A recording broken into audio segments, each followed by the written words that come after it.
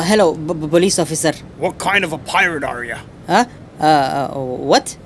Don't act like you don't know what I'm talking about. Are you a black pirate, Longben pirate, Black Bart pirate, Pirate of the Caribbean, or Somali pirate? None of the above? Pick one, warrior. Well, I am Somali. I knew it! Somali pirate. I said I'm Somali, not a pirate. You're the pirate from Captain Phillips. But that's only a movie. It's my favorite movie. I learned everything about all you damn Somalis.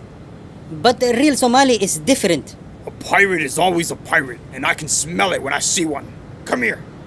Do I smell? I said, come here. You can go now. No. And Dan iska Officer, no. We're all Why you humans, hit right?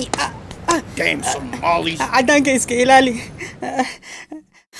عدانك iska ilaali. وسق عدانك شيلانك. Aabihiisa cunaha. Nacalaa kugu taalo. What happened, Gulete? Why are you crying? Police عداني or racist stopped me today. Waykugu macdahay. Waryaa, why are you so حاسد?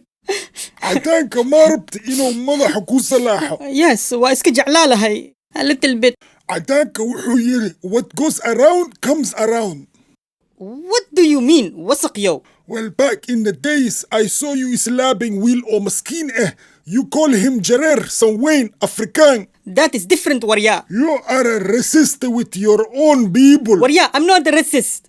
Yes, you are. No, I am not. Yes, you are. You are a racist too. Remember when I got you to marry that black she-camel? You said no. I said no because she only had one hump. What?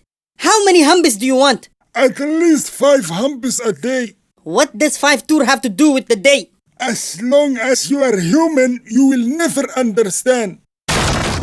Hands up! Hands up! We received a noise complaint. Officer, this black guy, he break into my house, harass me. He is a racist with animals. What? He is lying. This is my house. I saw you somewhere. I know. You're that pirate. Let's go. We're gonna make Captain Phillips Part 2. Officer, you watch too much Captain Phillips. Let's go. Now.